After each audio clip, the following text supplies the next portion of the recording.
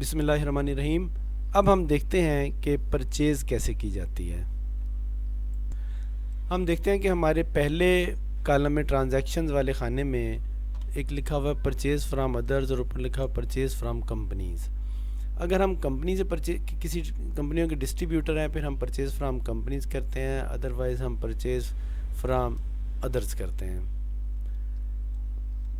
اب purchase from others اور purchase from company میں تھوڑا سا فرق ہے کہ جب ہم پرچیز فرام کمپنی کرتے ہیں تو ہمارے سامنے کمپنیوں کے نام آتے ہیں، ہم اس میں سے سلیکشن کرتے ہیں، جبکہ اگر ہم پرچیز فرام ادرز کرتے ہیں تو ہمارے سامنے ادرز کے نام آتے ہیں، مثلا کہ ایئر ویز، نیلو شفا، یسرت ٹریڈرز وغیرہ، پھر ہم جن سے خریدیں گے کیونکہ ہم کسی بھی ادر سے کوئی بھی چیز خرید سکتے ہیں اور ایک ہی چیز ہم کئی ڈفرینٹ لوگوں سے بھی خرید سکتے ہیں۔ تو اور دوسرا اگر ہم اس کو سلیکشن کر کے آگے جاتے ہیں تو یہاں پہ آپ کے سامنے پرسنٹیج 1 2 3 آتی ہیں، آپ ان کو ایز اٹ از انٹر کریں گے۔ عام حالات میں اس کے استعمال نہیں ہے زیادہ، لیکن بعض اوقات ایسا ہوتا ہے کہ ہم کیلکولیٹ کرنا چاہتے ہیں۔ فار ایگزامپل ہمیں کوئی کمپنی دیتی ہے 10%، کہتی ہے یہ 10% نکال کے جو رقم بچی ہے اس پہ ہم نے 10% دے دیا، تو اب یہ ایکچولی 20% نہیں بنتا، یہ ایکچولی 19% بنتا ہے۔ اور کوئی کمپنی آگے سے کہتی ہے کہ اس کے مزید جو نکالنے کے بعد ہے اس کو ہم 10% دے رہے ہیں مزید، تو وہ 27.1% بنتا ہے ایکچولی، جبکہ وہ 30% نہیں بنتا۔ تو یہ ایک قسم کی کیلکولیشن کرنے کا لیے استعمال کیا جائے گا۔ جنرلی ہم اس کو 0 رکھیں گے، اس کے بعد ہم اس کو اوکے کریں گے اور آگے آئیں گے۔ آگے یہاں پہ لکھا ہوا آل یا ون، یہ آپشن جب آپ پرچیز فرام کمپنی کرتے ہیں اس وقت نہیں آتا، لیکن جب پرچیز فرام ادر کرتے ہیں تب آتا ہے۔ آل کا مطلب ہے کہ آپ کو آل آئٹمز دکھائے گا، سارے آئٹمز دکھائے گا۔ ون کا مطلب یہ ہوگا اگر ہم ون کلک کریں گے تو ہم جو کمپنی سلیکٹ کریں گے ہمیں صرف اس کے آئٹمز دکھائے گا۔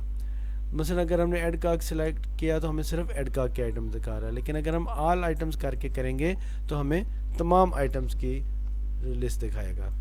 اب ہم اس پہ آل پہ کلک کریں گے تو ہمیں اس کے بعد ہم یہاں کوئی بھی 1 2 3 ریفرنس نمبر، انوائس نمبر کچھ بھی دے دیں گے تو ہم اس کے بعد آئیں گے تو ہمیں یہ تمام آئٹمز کی لسٹ دکھائے گا۔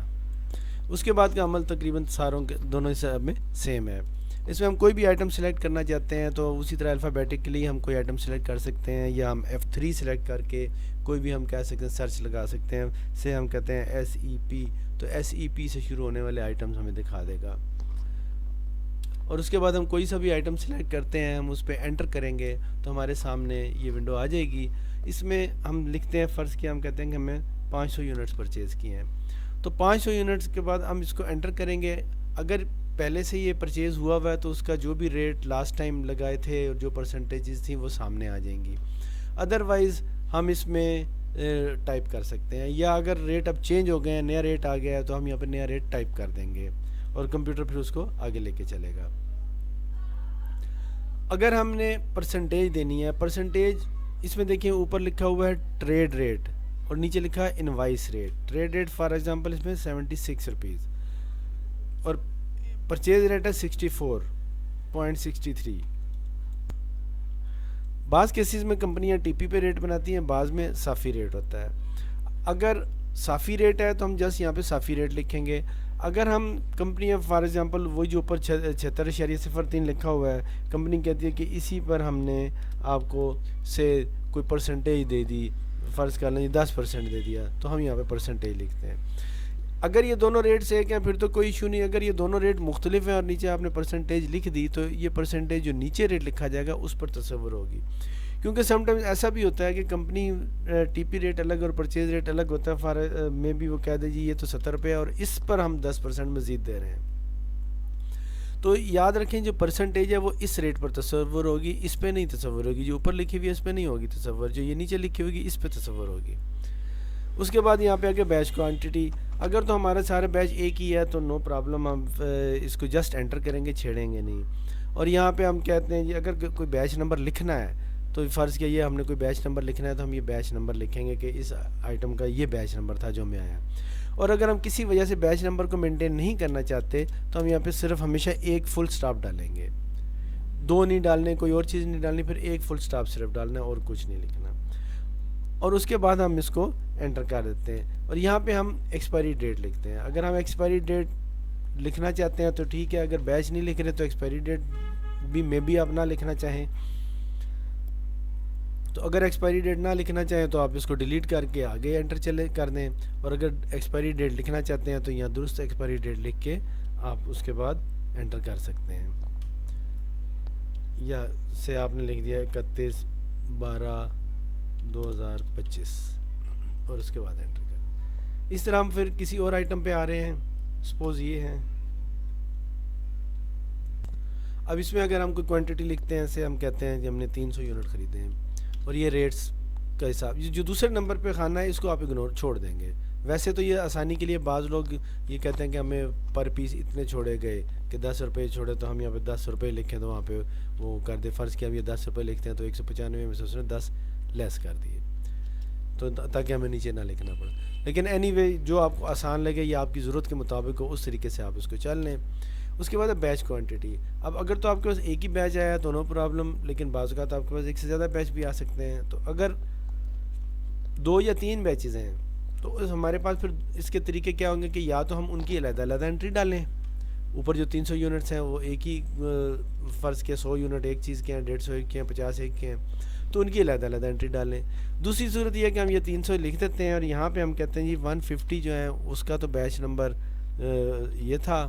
اب آپ دیکھیں آگے 150 لکھا ہوا آ گیا ہے خانہ، اور یہ ایکسپائری ڈیٹ آ گئی. ہم کہتے ہیں جی اس میں سے سپوز 80 جو ہے وہ اس کا کوئی اور بیچ تھا، لیٹ سے یہ بیچ تھا، اور آگے 70 کا خانہ آ گیا اور اس میں ہم کہتے ہیں جی یہ بیچ نمبر تھا. اس طرح ہم نے 300 کے مختلف حصے مختلف بیچز ایک ہی دفعہ میں ڈال دیے.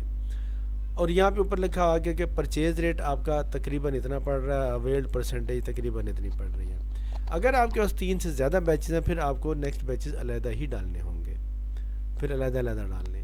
اس کے بعد ہم یہاں پہ اوکے کرتے ہیں اور یہ دیکھیں ہمارے پاس نیکسٹ آ گیا. اب یہ نیچے ہمارا ٹوٹل ویلیوز ہوتی جا رہی ہیں. جب ہماری انوائس میں سے ایک اور ہم آئٹم ڈال دیتے ہیں تو ہم یہاں پہ کہتے ہیں جی ہم نے 50 یونٹ لیے اور یہ ساری چیزیں اسی طریقے سے ہم نے ایڈ کر دی، ان کا یہ بیچ نمبر تھا، ایڈ. تو اس طرح اب ہماری ٹوٹل انوائس کی ویلیو ہی بن گئی.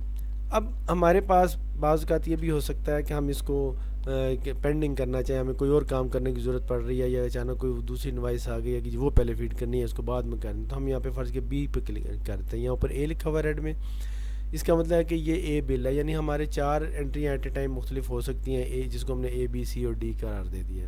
اب اس وقت جو ہماری یہی اے ہے، ہم بی کلک کر دیں گے تو یہ پینڈنگ میں چلی جائے گی. اب اے جو ہے ریڈ ہو گیا ہے، اس کا مطلب اے میں کچھ انٹریاں پڑی ہوئی ہیں جسے ہم جب چاہیں دوبارہ یہاں پہ کلک کریں اور ہمارے پاس واپس آ جائیں گی. اس کے بعد ہم اگر اسے پوسٹ کرنا چاہتے ہیں پورے بل کو تو ہم F12 کر کے پوسٹ کریں گے. لیکن F12 کرنے سے پہلے ہم یہاں دیکھیں گے لکھا ہوا ہے make new rates effective for all batches. اگر ہم اس کو کلک کر دیں گے تو اگر ہم نے کوئی نیا ریٹ فیڈ کیا ہوگا تو اس آئٹم کے اگر کوئی پرانا مال یا پرانے ریٹ والا مال پڑا ہوا ہے تو اس کا ٹریڈ ریٹ بھی وہ نئے کے مطابق کر دے گا. اس طرح آپ کو ریٹ چینج نہیں کرنا پڑے گا. لیکن اگر آپ چاہتے ہیں کہ نہیں جو پرانا مال ہے پرانے ریٹ پہ پڑا رہے، نیا مال نئے ریٹ پہ پڑا رہے، تو پھر اسے ٹک نہ کریں، پھر اس کو ایسے ہی رہنے دیں.